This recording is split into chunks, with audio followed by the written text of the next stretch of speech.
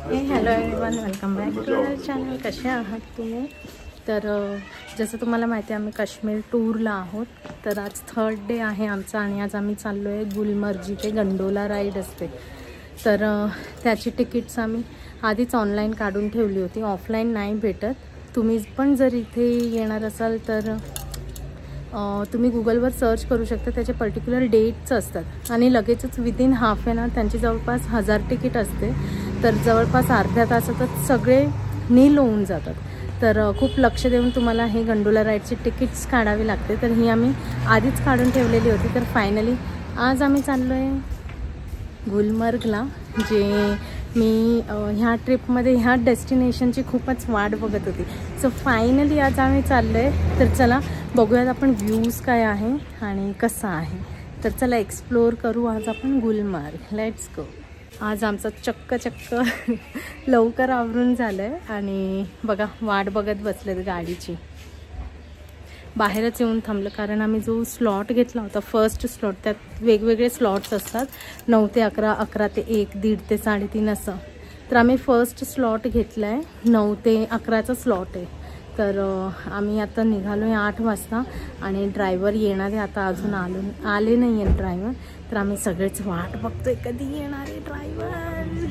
ओ काय करतो शिया? अरे तू काय करते? सचिन आज लवकर आवरून झाले बरं का आमचं, ड्रायव्हरने उशीर केलाय आज. आला पण वाटतं नाही आला. मेरा महबूब मेरा एवढी वाट कोणाची बघितली होती? आला ड्रायव्हरचा कॉल आला वाटतं. आता बराच वेळ सगळे वाट बघून थकले ड्रायव्हरची. ही आहे आमची हॉटेल. वरतून चाललं हेलिकॉप्टर. ॲक्च्युली खूप तगडा फोर्स थांबलेला असतो रोडला. हा रोडच्या आमच्या हॉटेलच्या बाहेर रोड एकदम शांत असतो वॉकसाठी. रात्री आम्ही जेवण झालं की वॉकला येतो इकडे. आणि ही जी वॉल दिसते ना,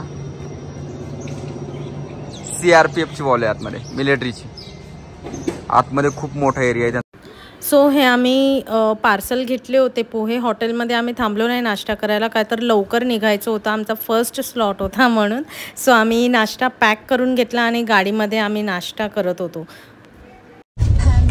हे बघा ह्यांचे पोहे आपल्यासारखेच आहे, कांदा पोहे, पण ह्यांच्या पोह्यांमध्ये ना शिमला मिरच आहे. हे बघा, आणि खरंच खूप टेस्टी लागते. लाल मिर्च पण आहे, टोमॅटो पण टाकलेत थोडेसे त्यांनी. पण ही जी शिमला मिरच आहे ना खूप जास्त टेस्टी लागते.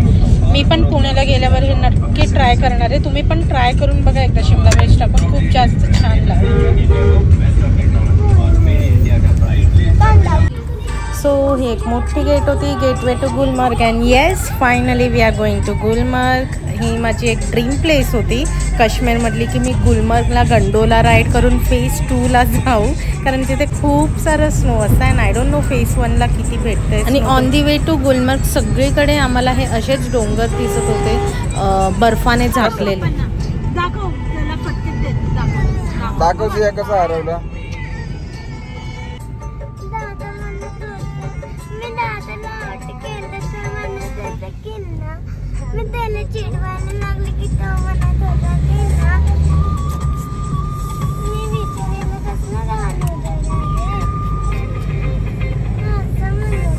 असं म्हणत होता,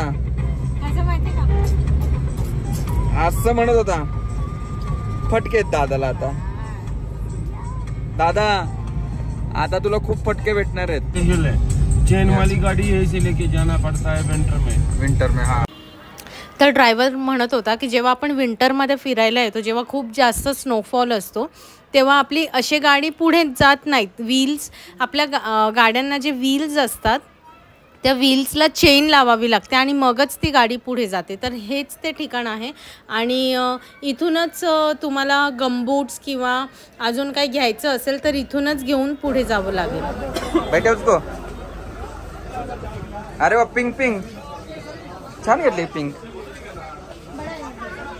इथून तुम्हाला सर्व काही रेंट मध्ये भेटू शकेल। भैया अगर कोई आया तो रेंट में दे देने का अच्छे से। भैया इधर देखो शर्माता है, ये ज्यादा पैसे नहीं लेते। तर इनकेस जर तुम्ही तुमचं जॅकेट किंवा मग ग्लव्ज असं काही विसरून गेले तर तुम्ही इथून रेंटनी घेऊ शकता। शक्यतो मिनिमम 200 रुपीज घेतात, तुम्ही अजून बार्गेन करू शकता किंवा जास्त जरी सांगितलं तरी देऊ नका, मिनिमम 200पर्यंत ओके आहे। तर चला परत गाडीत बसूयात आणि जाऊयात पुढे गंडोला राईडकडे। आणि रस्ते तर एवढे सुंदर आहेत ना, खरंच खूप छान, म्हणजे बघूनच मनाला इतकी शांती भेटते, खूपच आनंद भेटतो। तुम्ही बघू शकता रोड सगळीकडे ग्रीनरी आणि पुढे जे डोंगर दिसतात त्यात सगळीकडे बर्फ। हे बघा असे झाडं आहेत, खूप मोठे मोठे झाड आहेत आणि अख्खा रस्ता असाच आहे आपण वर पोचेपर्यंत। तर चला बघूयात, आपण जाऊयात गंडोला राईडकडे आणि किती गर्दी आहे काय आहे ते बघूयात। शक्यतो असं ऐकलं आहे की 2-2, 3-3 तास थांबावं लागतं लाईनीत, आपल्याला किती लाईन भेटते ते बघू। चलो निराली खूप सारं लगेच घेऊन चालली आहे। आमचा छोटा परा, लाडाचा परा।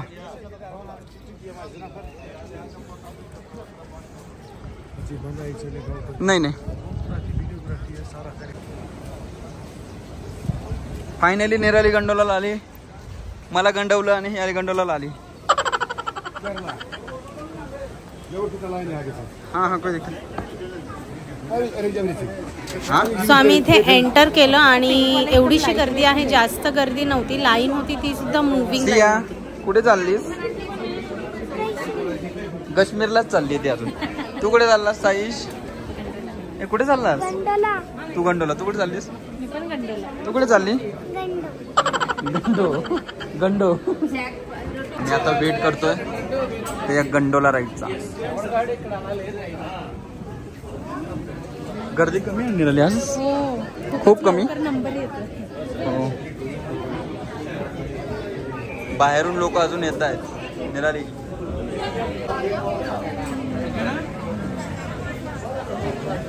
आणि फायनली आम्ही पोचलो गंडोलाकडे। गंडोला मध्ये बसले मंगल मूर्ती।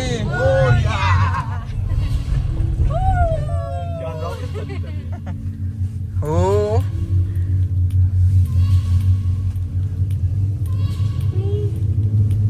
आता फेज 1 ला आम्ही जातोय, त्याच्यानंतर फेज 2 बघूयात फेज 1 ला किती बर्फ भेटतोय।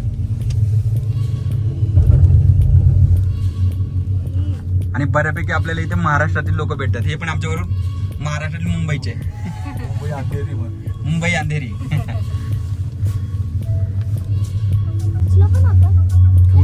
टाइम ही जाते 7 मिनिटांमध्ये जाते। 7 मिनिट पुढची जाते ती 19 मिनिट।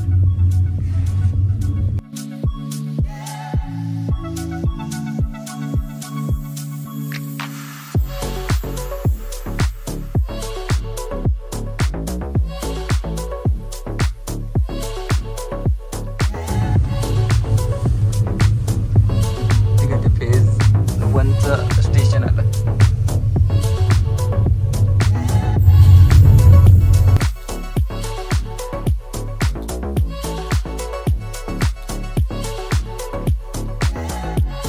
आता आम्ही फेज 1 ला उतरलोय।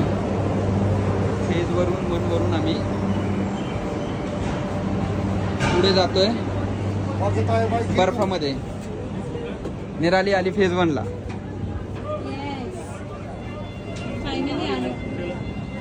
हा ह्या हॉटेलची बुकिंगची निराली 2000 रुपये बरं का। हेच ते ग्लास कवरिंग।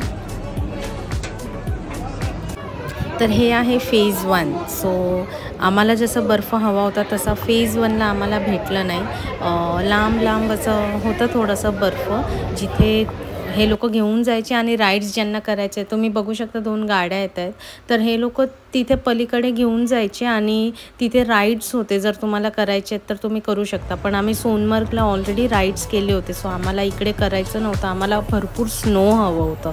सो फेज 1 ला आम्ही एवढं थांबलो नाही, आम्ही डिरेक्टली गेलो फेज 2 ला। हाय हाय सिया, हाय साईश।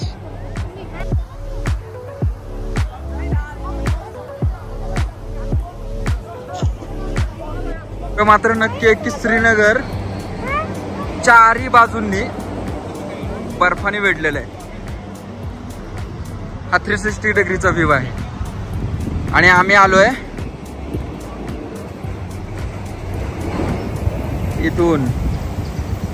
इथून आलेलो आहे आम्ही गंडोला. हा एक गंडोला फेज 1 ला येणारा. कसं वाटतंय बाळांनो? निराली एकच नंबर वाटतंय. तिकडे जायचं वरती. सो तिथे वरती फेज 2 आहे. तुम्ही बघू शकता गंडोलाने जाताना सुद्धा ऑल दी वे तुम्हाला फक्त बर्फ आणि बर्फच दिसेल. तर असं वाटत होतं ना की कधी जातोय आपण फेज 2 ला. फेज 1 ला आम्ही एवढा टाइम नाही वेस्ट केला. तुम्हाला इथे बघितल्यानंतर 2 हे दिसतील केबलचं कारचं. पण ॲक्च्युली एकामध्ये लेफ्ट साईडला जे आहे ते गंडोला आणि राईट साईडला आहे ते स्केटिंगसाठी. इकडे स्केटिंग पण खूप मोठ्या प्रमाणात होते. बघू तर वरती गेल्यानंतर दिसले तर आम्ही तुम्हाला दाखवूया. केबल्स चाललेत बघा. केबल्स गंडोला चाललेले आहेत. तो आहे फेज 2 क्लीन बर्फ. जर क्लीन बर्फ बघायचा असेल phase 2 one of the best point. तर आता आम्ही फेज 2 ला चाललो आहे. आम्हाला फेज 2च बघायचं होतं कारण तिथे खूप सारं स्नो असतं. तर काल सोनबर्गमध्ये तर ॲक्टिव्हिटीज वगैरे केली होती. सो आम्ही इथे फेज 1 ला थोडा वेळ थांबलो आणि म्हटलं फेज 2 ला जाऊन येऊ, परत फेज 1 ला थांबलो. आमच्या बॅक साईडला फेज 1 आहे. तिथे ते केबल कार येतात आणि तिथूनच जातात. आणि इथे आहे ते फेज 2चे केबल कार आहे. तर इथून आपण वरती जाऊ. किती वरती आहे? 3 किलोमीटर. 3 किलोमीटर वर जाणार आहे आपण. एकदम वरती आहे. तर चला 10 मिनिट्सची राईड आहे. तर चला बघूया आता आपण पुढे काय काय आहे अजून. Let's go. मुलं बघा आता मुलांना मी पॅक करणार आहे. त्यांची मंकी कॅप आणली. मंकी कॅप लावणार आहे त्यांना पूर्ण पॅक करणार आहे. तर आम्ही चाललो आहे फेज 2 ला. आणि जसं की मी आधी पण सांगितलं होतं तिकीट्स ऑनलाईन तुम्हाला काढावे लागतील. तर फेज 2 साठी तर कंपल्सरी ऑनलाईन तिकीट लागेलच. फेज 1 साठी तुम्ही खालून घोड्यावर येऊ शकता पण फेज 2 ला ते अलाव नाही करत. सो तुम्ही जर व्हिजिट करणार असाल गुलमर्ग तर प्लीज तिकीट्स ऑनलाईन तुम्ही डेट्स चेक करून नक्कीच काढून घ्या. कारण की बघण्यासारखं खरंच फेज 2 आहे. खूपच इंटरेस्टिंग आहे. एवढं स्नो आहे ना सिरियसली. आता वरती गेल्यावर आम्ही तुम्हाला दाखवू किती स्नो आहे. खूप जास्त स्नो आहे. आणि बघण्यासारखं फेज 1 पेक्षा फेज 2 खूप छान आहे. तर चला बघूयात इंटरेस्टिंग व्हिडिओज अँड फोटोज पुढे काय काय आहेत ते. Stay connected. हा व्लॉग आपण इथेच एंड करूयात फेज 1चं. कारण फेज 2 कवर केलं तर खूप मोठा व्लॉग होईल. तर फेज 2चा आपण नेक्स्ट व्लॉगमध्ये बघू. टिल देन चला टाटा बाय बाय.